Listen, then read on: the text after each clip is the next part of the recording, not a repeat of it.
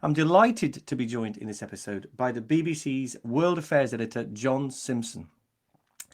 John has dedicated his life to reporting from the front line, joining the BBC more than 50 years ago as a reporter.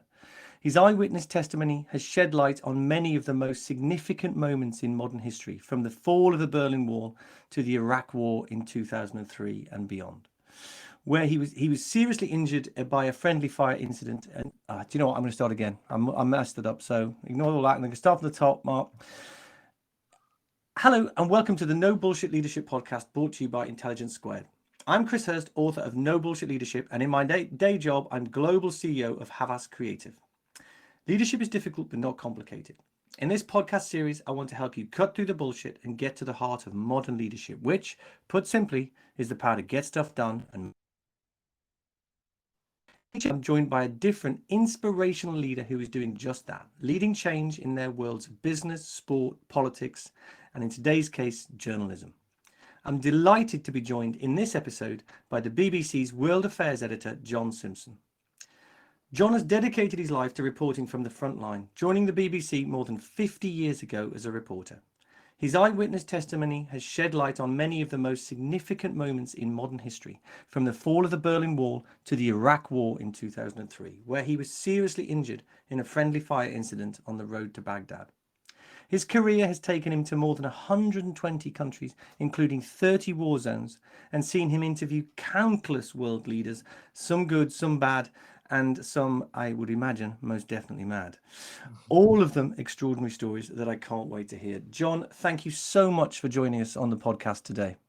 Great pleasure, Chris. Although not many people talk about journalists as being inspirational. I think they usually regard us as being just a plain nuisance. But anyway, I'll try to put a bit of inspiration into this. Well, we can't start, I think, anywhere else other than Ukraine. And I would imagine that anybody that did think journalists were a nuisance are rapidly revising their opinions, given what we're now seeing in Eastern Europe. I think we have to start there. Is it unique what's happening currently in Ukraine in your career? Yeah, pretty much actually, because you have to be even older than I am to remember when one country just marches into its neighbor and takes it over. Actually, of course, the Russians have got previous in this as well as so much else. I mean, they did march into Hungary in 1956 and into Czechoslovakia, as it then was, in 1968. And of course into Afghanistan in 1979, but that was a slightly different operation. So it's not true, therefore, to say it hasn't happened in Europe in my lifetime. It hasn't happened like this in Europe in my lifetime. The idea of just simply sending in your tanks and some very nasty other types of weapon and using them fairly indiscriminately against ordinary civilians. I mean, we've seen examples of that just even overnight of this morning. So yeah, it's different. It seems different, and it's, I'm afraid, brought an end to that feeling which most of us had, that things were kind of getting better. They got very, very much worse now. And you've touched on this in your answer to that question, but there were many warning voices in the run-up to the invasion. But at the same time, I feel like many people, and I think including many world leaders, couldn't really believe that he'd do it. Did you? No, I didn't. I'll be absolutely honest. I thought that the intelligence that we were getting out of London and Washington was a kind of wind up to make sure that Putin was nervous and would step back from anything he was going to do. I didn't think that the intelligence was so accurate, so moment by moment accurate. And I I didn't think Putin would be so stupid, actually. He's a very clever man. I've met him. I've been hugely impressed by him. But, there's one Kremlinologist that I know said he really did just lock himself up over COVID and saw scarcely anybody. And, I think these feelings of anger towards Ukraine simply welled up inside him until it did happen. So do you think then that where we are now can be considered a failure of leadership by the West, particularly, or given that Kremlinologist's observation, do you feel like this was a sort of the trajectory was inevitable, that he was going to do this almost whatever happened? Well, I'm not sure about how inevitable it was, but I don't believe that it was a particular failure of the West. I mean, the West has failed in all sorts of ways in the run up to this crisis. I mean, countries do, people do, individuals do, but I don't think it was a kind of clear cut action or lack of action by the West that did it. I mean, you could say, for instance, that Joe Biden pulling American and therefore other Western troops out of Afghanistan last August was a suggestion to Putin that he was weak and the West wouldn't come together. I mean, that's perfectly possible. Anybody who looked at the way that Germany has behaved in the past over the Nord Stream pipeline, for instance, would say, well, they'll never do anything. They'll always just sit there and take whatever we do. But that was a really serious failure on Putin's part. I don't think it was so much a failure on the West's part. I think it was a failure of interpretation on his part. I mean, I think in some ways, I feel like the West has been as shocked by the coherence of the Western response possibly as Putin has been. I think you're absolutely right.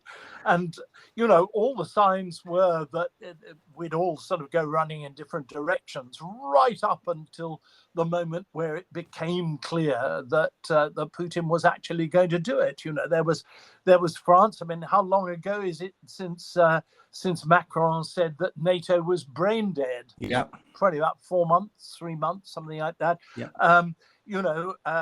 Germany brings in a left of center chancellor. Anybody would think he'll probably follow the sort of Gerhard Schröder line from the past and will want to keep in with the Russians.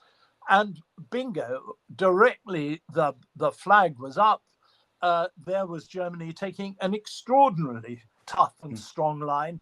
And there was Macron sharing all his information with the West. I mean, when did that happen? And acting as though he was a member of this team that suddenly didn't seem to be brain dead any longer.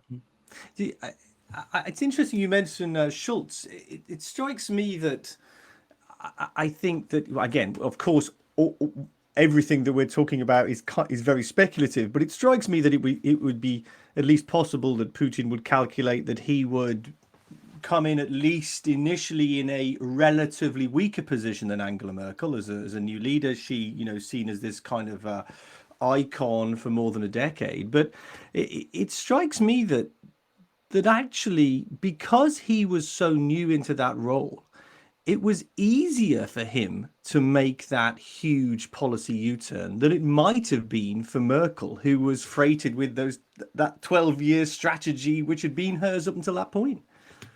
Yeah, no, I think you're absolutely right. It would have been really almost impossible, I think, for her to have, for instance, jacked up Germany's defense spending in a matter of weeks. But Scholz he's a social democrat. It's not very easy for him to just ignore the mutterings on the left of his party and do these things that we might have associated more with a Christian democratic leader.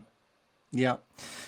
So Putin's been an unchallenged leader in Russia for more than 20 years. Obviously, there was that slightly odd interregnum when Medvedev, I think it was, sort of took charge. Do you think that I mean, you mentioned the last 2 years of the isolation of COVID, but do you think that sort of key to understanding him now is understanding that he's been essentially I suppose, on a trajectory to being a dictator for the past 20 years? Well, all I can tell you is that I've watched Putin over the years, over those 22 years, and longer, actually. I actually first met him about a month after he became the deputy mayor or a deputy mayor of St. Petersburg, right, yeah, which was in 1992. And I was introduced to him by the actual mayor, Anatoly Sobchak. And I just have a little faint sense of a short, ginger-haired, rather kind of inward-looking a figure whom I tried to be polite to, but was probably rather dismissive of, because he clearly didn't count and he clearly would never go anywhere.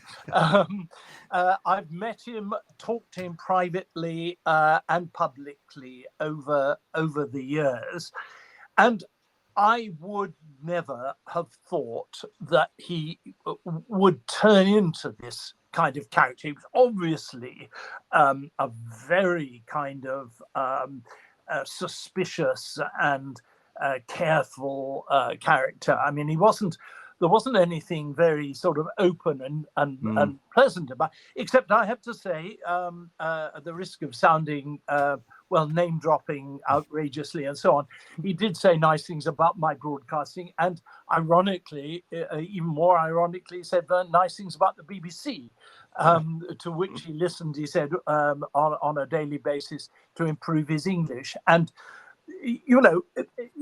the same man would not say or do those things. Now, something has happened in the meantime. Has the power just simply gradually over the years gone to his head? It certainly has gone to his head. But is it more recent? And I do go back to my Kremlinologist. I think something has happened to him.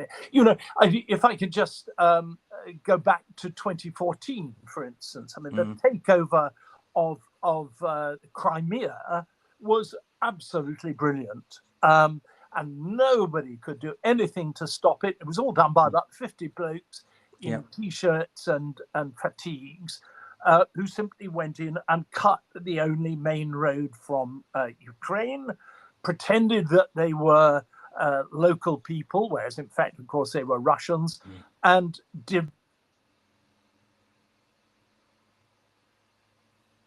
Oh, I've lost your audio, John. John, can you hear me, John? Can you hear us, John? John, I couldn't hear. We lost you about halfway through that answer, John. And can you hear us? Yes, now? I'm so sorry. Oh. Somebody tried to ring me. Okay. Can you do the? We got halfway through your answer. Why don't I tee you up with a question specifically about Ukraine, and then you can give me that. Give me that answer. Give me that answer again. What would be an appropriate question? So, I suppose he gave us a clue, possibly, of his intentions in 2014 with his, what was it, an invasion, his takeover, let's say, of Ukraine. Yeah, I mean, absolutely. But he didn't give us any intention of his methods, because what happened in 2014 was, if you like that kind of thing, was absolutely brilliant.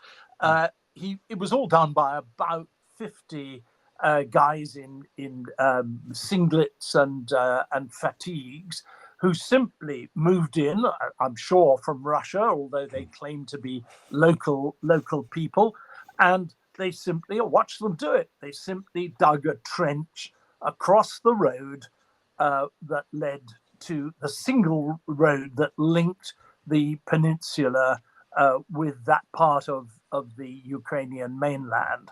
And they defended it with guns, and nobody was able to cross it. And it was all done within, I don't know, 4 hours, 5 hours, something like that. Nobody could react, nobody could defend against it, and nobody was able to take Crimea back afterwards. And the man who organized that incredibly slick operation now has organized an incredibly rambling, violent, careless, and not very efficient assault on the entire country of Ukraine. It's interesting, listen to you talk about Crimea. It actually makes me wonder whether the seeds of his current failure, let's say, in Ukraine were sown in Crimea because it made it look like it was going to be so easy, possibly. That was easy, so this will be easy. Well, easy in all sorts of ways, yes. Yeah. Easy in that Ukraine couldn't do anything about it. Yeah. Easy that the West just simply stood there and said, we'll make you pay for this, and then didn't really. Yeah. But also, I suspect, easy in the sense that the two men that organized it, his defense minister and his chief of staff, military chief of staff, were also the people that advised him on this. Only my guess is that neither of them was an enthusiast for the all-out invasion of Ukraine. Yes. And because they knew that Putin doesn't like to be disagreed with, they just told him everything was going to be okay. Yeah. Yeah. So I really want to talk about the rest of your career. So I'm going to leave Ukraine in a minute, but I feel like on a podcast about leadership, we cannot leave Ukraine without talking about its president, Volodymyr Zelensky, who, it seems to me, is, well, not just me, I think the world, it seems like he's an absolutely astonishing man who I genuinely believe, personally, I believe he's already left an indelible mark on history, irrespective of how this plays out. I think a case of cometh the hour, cometh the man, if ever there was one. Have you met him, or what are your impressions of him? No, I haven't met him. I hope I'll do so in the next sort of month or so. I mean, again, confession time. When I saw that a comedian was standing for the presidency, and then that against the run of play, he'd won the presidency, I'm afraid I thought, this is the world in general. This is kind of going down the tubes really, really fast. Yes, and what a magnificent performance that he's put up. I mean, that I don't think any of the MPs and Lords in the Commons and the House of Lords who watched him the other day will ever forget that experience as he sat there in his dirty overalls and he hadn't shaved for a bit, showed them what actual leadership can really, really be like. Yes, I mean that is going to be is already a historic moment that we'll talk about, I'm sure, for way beyond our lifetimes. I think that speech. So look, John, I honestly I could talk to you about Ukraine for forever, but you've done so many other fascinating things as well. So let's move on to your career prior to the last 2 weeks, essentially.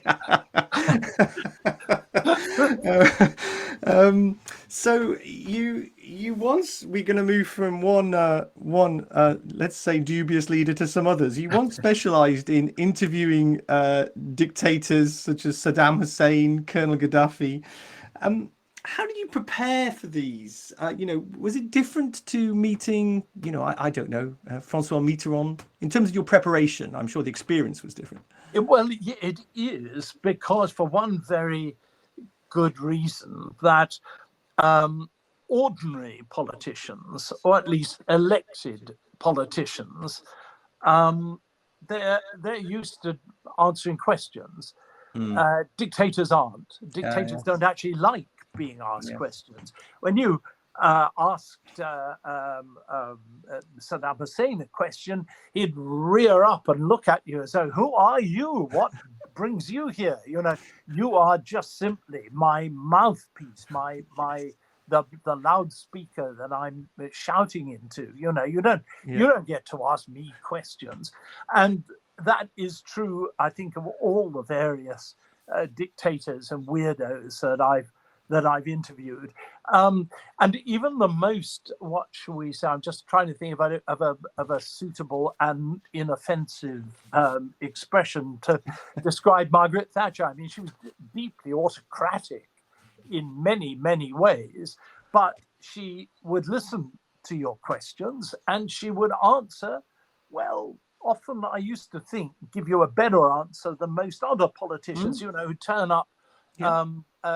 with it all prepared and practiced in their mind. So she took you seriously. Then, she took you seriously. Well, I don't know how seriously she did. She pretended to take you seriously. Any BBC journalist, but she listened to the question. She liked being asked difficult questions. I suppose that's it. Yeah. She liked showing off, and she loved it when she actually used to really enjoy it when I would try and find really kind of complicated ways of getting her to confess that she was wrong and about something. And the way in which she dealt with that, I used to think was a masterclass in interviewing.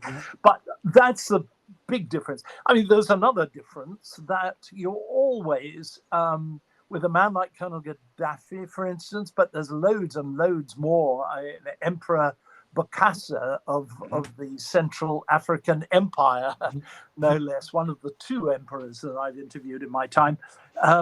You never knew really whether if you actually push them beyond a certain limit, you might not leave in the room, let alone the country. Well, that was my follow-up question: is were you scared or scarred by any of those experiences? Unscarred, I think, unscarred by most things. Well, that's good from having a deeply insensitive nature, really.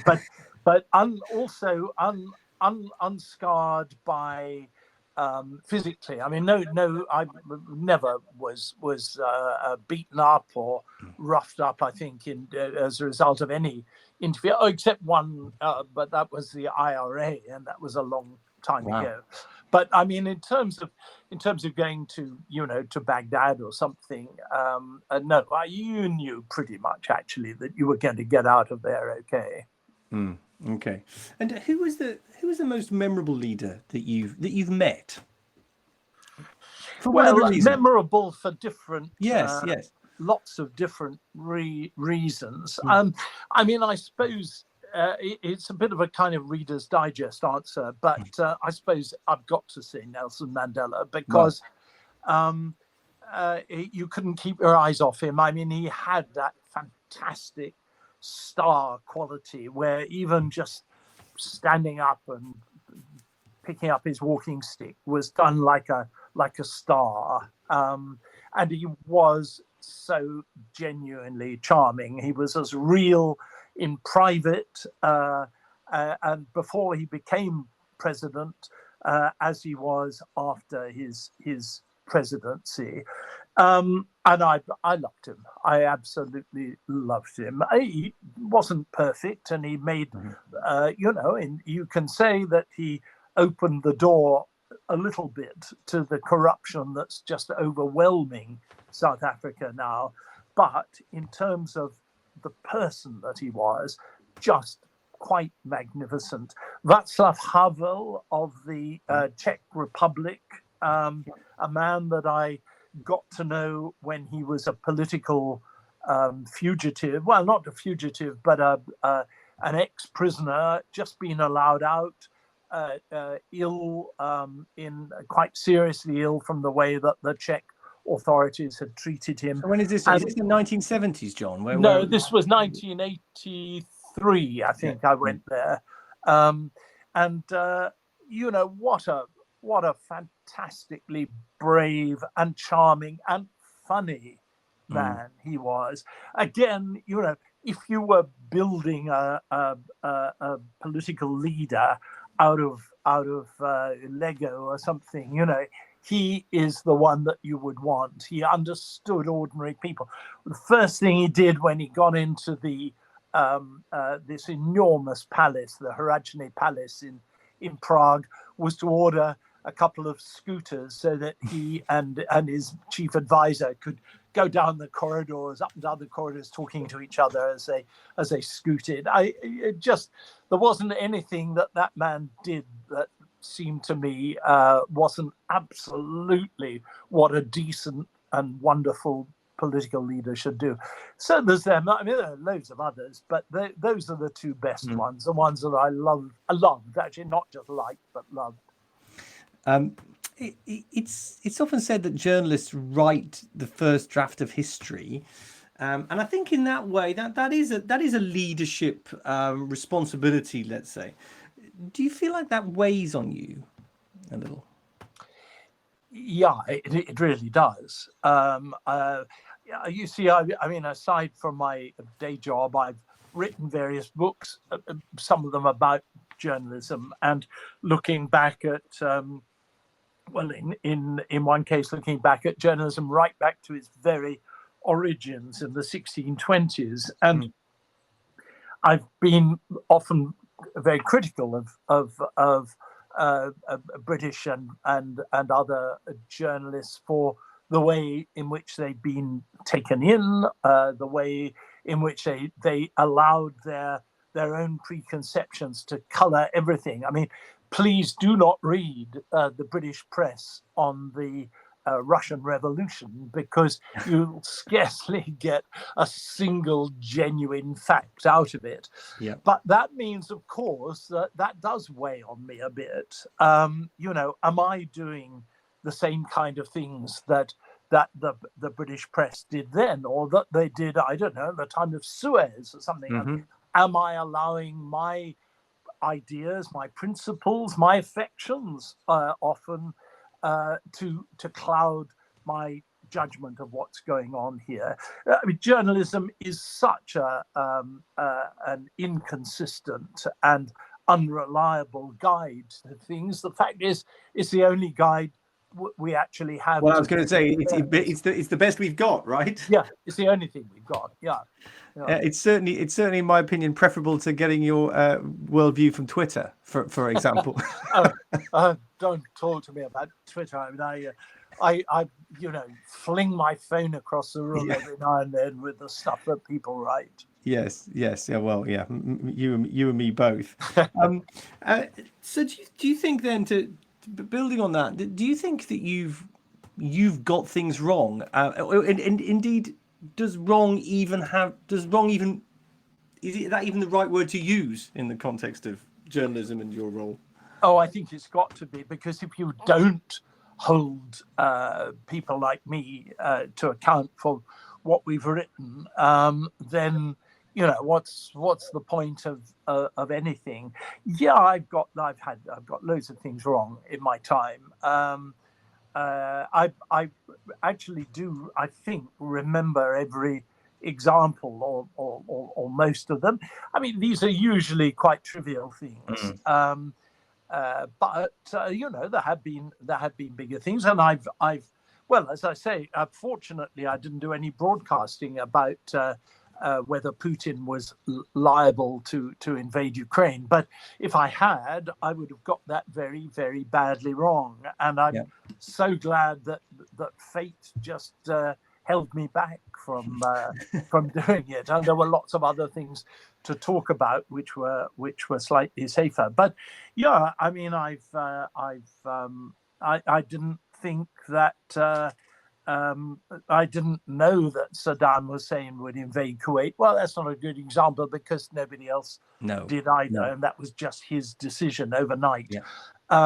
But I mean, so many things that I've failed at, and above all, I think I can now see, over 50 years, whatever it is, there is a trend, and it's not a good trend. It's a trend to be optimistic, to think that actually, in the end, plenty of bad things happening, but in the end, the right thing will come to pass. And I think you could make a case for that until about 2012, 2013, that things were getting better. But by 2012, we had Xi Jinping in power in China, and we had Putin in power for whatever that was, 13, 14 years. And, that combination has been enough really to scupper optimists like me. And we're not out of the woods by any means yet. And who knows whether we're actually going to get out of the woods. So optimism, although, I mean, it's quite a pleasant characteristic of an ordinary human being, it's not necessarily a terribly good characteristic for a journalist, I'm afraid. Okay.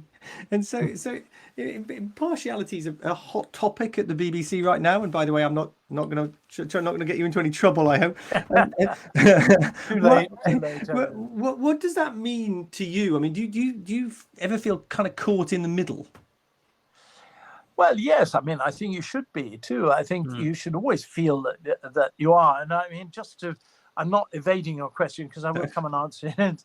But I always think the right place for a journalist is in the kind of no man's land between the different sides. I get really uncomfortable about the idea of, for instance, talking about we, us, our. Yes. I don't feel happy talking about that, whether it's about Britain or about the West or even indeed about human beings, although I suppose it's more acceptable if you're talking about the human race in general. To be unbiased, to be honest, to be open is, I think, the right way of doing things. If you can do it, I think you have to accept it's bloody difficult. To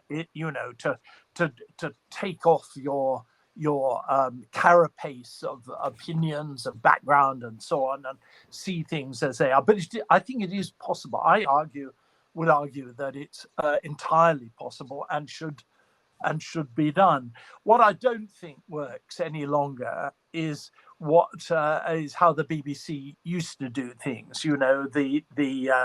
The government says this, the opposition says that, and you just leave it there. I don't think that's any longer really acceptable. And the judgment that, say, a government minister has said something which isn't true, this is very much of our time. It's because government ministers used to strive very hard not to tell lies in public. How old-fashioned. I know, and how depressing that it should be. I think that a balanced broadcaster has to take account of untruths and has to redress the balance for the untruths, as well as it's just such a cop-out to say, the Remainers say this and the Leavers say that. You just might as well not exercise a brain at all. You could just put their handouts side by side and read them out. So I think that I'd die for the principle of balance. I think it's the most important thing that the BBC can do and has ever done. Do we get it wrong? Of course we do. Loads of times. How I got it wrong, loads and loads of times. I'm not saying we do it right, but I'm saying that the striving for it is the most important thing we can do. Yes, and I think particularly in a world where we just mentioned Twitter, in a world where if you want to know what the left say or the right say or the Remain say or the Leave say, you can find that everywhere all the time. If you just mouthpieces exist in a way that they didn't, I think, in the past. So in a sense, the role of the media was partly to tell you what each side were saying, whereas it seems to me now the role of journalism, and certainly when people are paying for journalism, and I mean we are paying for the BBC in an indirect way, well, in a direct way, just in a different way, I think the role of journalism has evolved in that sense as well, as you want journalists who are going to interpret what is being said and what is happening. And I think that's, for me, that role is even more important when we're being deluged with this kind of or the Twitter channels from the opposing forces. No, I thoroughly agree. I think, I mean, this principle of the license fee, I think, should be something which hangs over everybody that works for the BBC. And, I think you should be able to say to yourself, when I'm reporting on this particular situation, whatever it may be, I'm reporting to people who've got very, very different, probably opposing views of what's going on. And not that you can necessarily convince them, but the one thing that you do have to convince them about is that you're being honest and fair, and that you're saying these things because you have evidence to believe they're true. And that, I think, is what differentiates public service broadcasting. It's not only the BBC, from other forms of journalism. It isn't. We aren't just the same as the Daily Mail or the Daily Telegraph, or just working in a different medium. It's a different mindset, and I think that is really important, actually. And it's interesting as well. As we talked about Ukraine, suddenly we find ourselves in a world where there's a war again in Europe, and I think that we might find ourselves being reminded about the BBC's role beyond the UK. The BBC historically has been a source of reliable information for people in all sorts of oppressed and difficult situations, and I think I think we, to an extent, sort of forgot that a little bit, and I think that's possibly going to become more important again in the future. Well, I hope you're right. The listenership to the BBC Russian service on the radio tripled virtually overnight when the invasion of Ukraine happened. This year, I'm sorry, I'm beginning to sound like a bit of a PR for the outfit. No, I ask you. I'm a supporter of the BBC, so I'm a big fan. So well, thank no you. problem. But we're now going to hit at some stage this year, probably quite soon, 500 million viewers, listeners, and readers around the world. 500 million people. It's the biggest audience of any organization broadcasting abroad. And an opinion poll, the independent opinion poll, just recently showed that the BBC was the most trusted broadcaster of any internationally. And these are things, they're great, but of course you can't just sit back and say, oh, well, that's fine, that's where you've got to keep on working for it, and to make sure that in a year's time, in 2 years' time, people are still saying the same thing. I want to come back and talk specifically a bit about your job as a correspondent. What does it involve? I mean, obviously we talk about the what I imagine is the tip of the iceberg bits, where you talk to Vladimir Putin or Angela Merkel or whoever it is, but I imagine that the vast majority of your job isn't doing that. No, I mean, to be honest, and I'm perhaps being more than honest than I should be, for some time I was kind of pretty much hanging on the precipice. I mean, I'm now 77, and there was a definite kind of move to say, cut the old boy loose. Which I rather resisted. In the last 2 years, I've kind of made a comeback. I've got a son, 16 years old, lovely boy, not perhaps as well read in the classics as he might be. And that's true of us all. That's surely true of us all, John. a great Certainly lover true of me.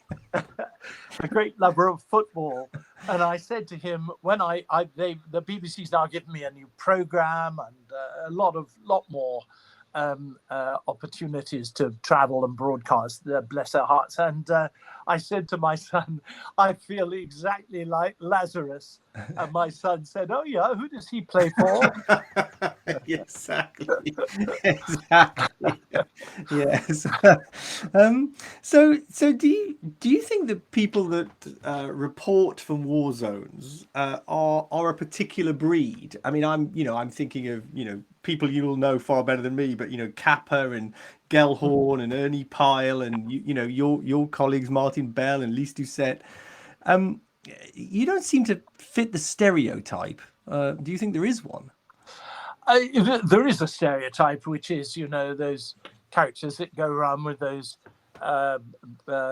jerkins with all sorts of pockets and stuff like that, and silly hats, and say, where's the front line? I mean, that is there are types like that. They tend not to be from the big organizations. They tend to be kind of freelancers who turn up, and bless their hearts, they often do a superb job, but not my kind of not the kind of person I kind of identify with, really.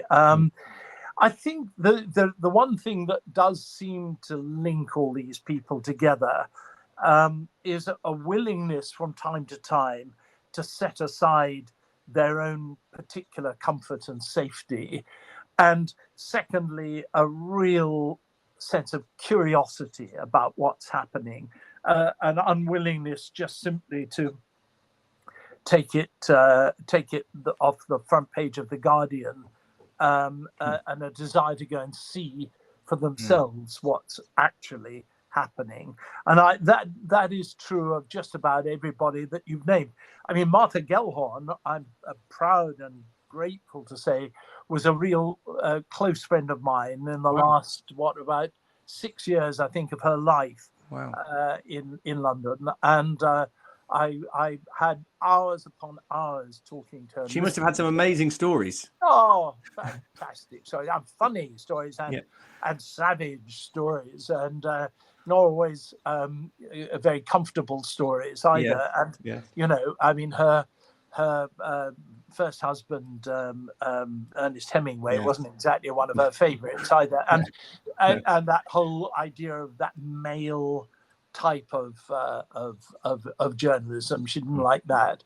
But she didn't like, funnily enough, she didn't like all this emphasis on women journalists either. She said, "Darling, I'm just a journalist. I happen to be a woman. It's of no significance." And so she, not very enthusiastic about a lot of the things in our professional lives now. And I mean, you've been.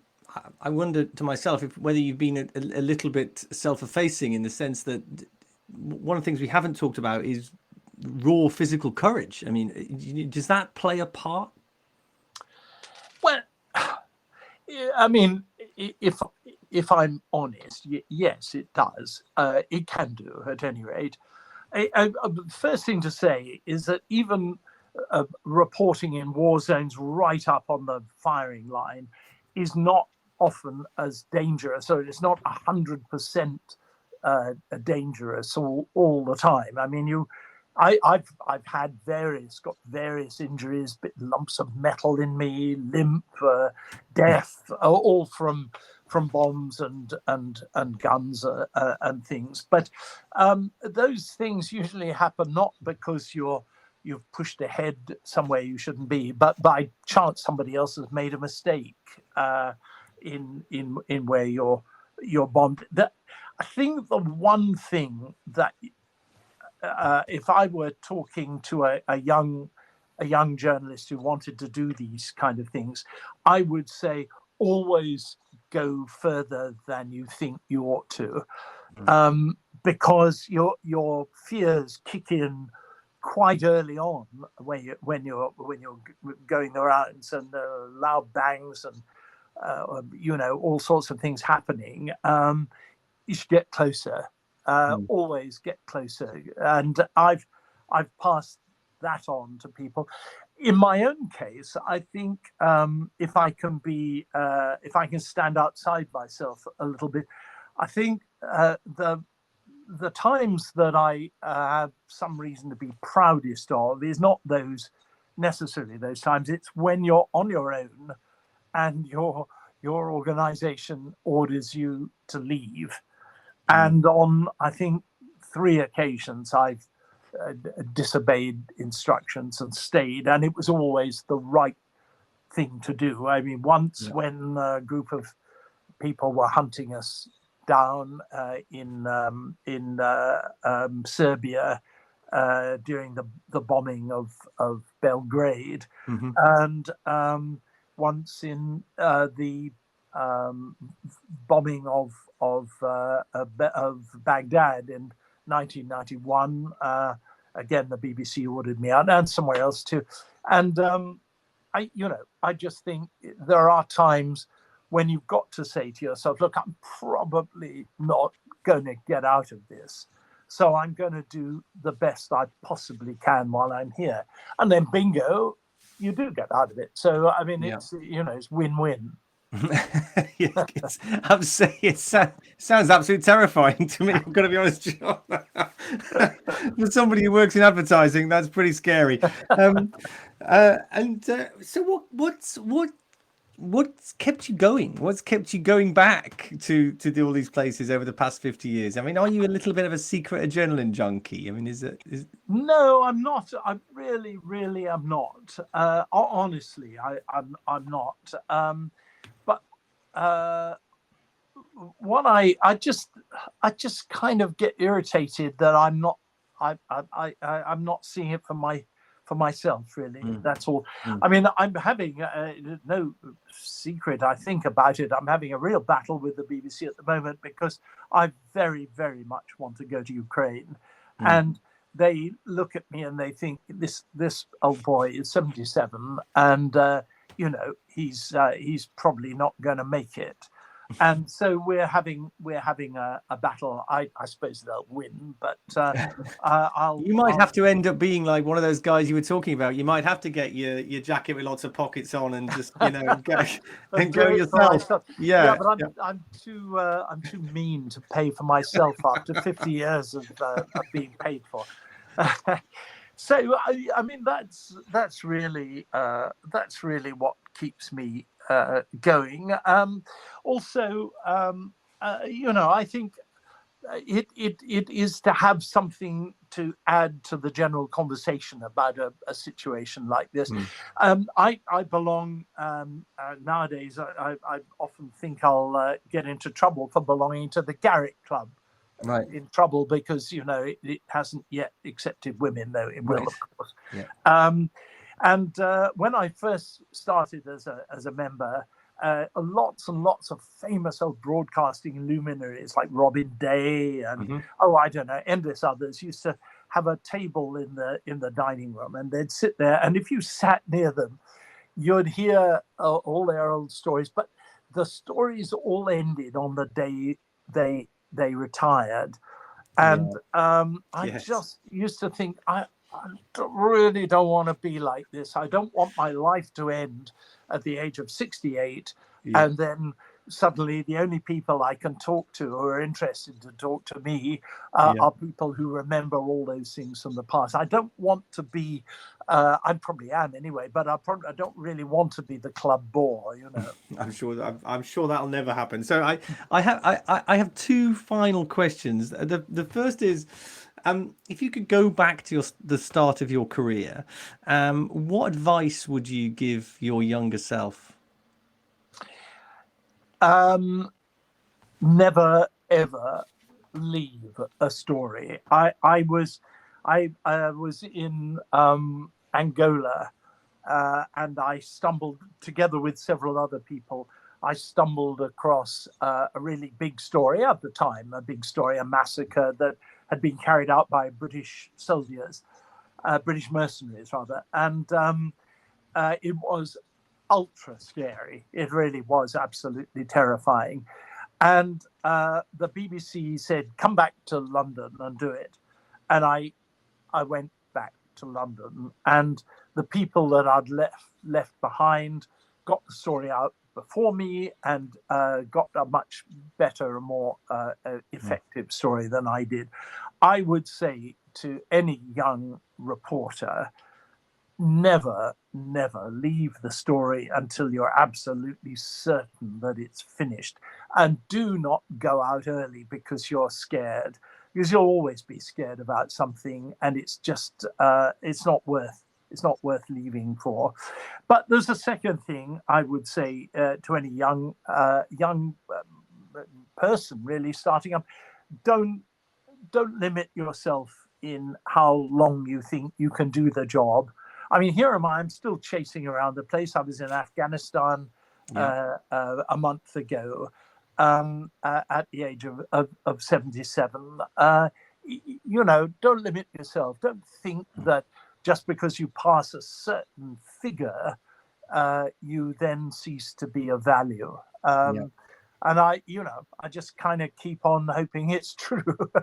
I'm sure that it is. Well, look, I mean, I have got one final question, but what I would say is that, you know, I think on behalf of all of us, we'll start petitioning the BBC to let you into Ukraine, because I certainly would love to hear your perspective on it. It would be fascinating. So my final question is an entirely selfish question, in fact. So anybody that knows me knows that I'm something of a geek about old aeroplanes, and I discovered by chance that I think your great grandfather, am I right, flew the first powered flight in Britain in 1908, a year after I think Blériot crossed the Channel. Yeah, no, a year before. A year before, of course, a year before Blériot crossed the Channel. Oh, thank you. Sorry, carry on. Well, I was going to say, no, did sort of legends about him feature significantly in your childhood, or, you know, do you think there's some connection? Do you think some of your kind of spirit has come from him? Well, what a lovely question to ask. Thank you. I was brought up in the sort of afterglow of Colonel Cody. He wasn't a colonel, and his name wasn't Cody. He was, to some extent, a con man, except where everything that mattered was concerned. So he came over to England. He was a brilliant rider and shot, absolutely brilliant marksman. Those were facts about him. And he built up a circus. He called himself Cody because of Buffalo Bill Cody. Okay. And he ran off with my great-grandmother, who was a married woman with no fewer than 4 kids living in Chelsea. And he toured Europe with his circus. She used to stand against an iron screen, and he'd ride around on his horse firing his gun at little glass balls all around her figure. Once he hit her in the thigh, and to kind of maintain his reputation for accurate marksmanship, she stood there until the act was finished. And he was absolutely magnificent, much older than all the other young guys that were flying pioneers. He was already in his late 40s, early 50s. The only way that he knew how to land was to crash.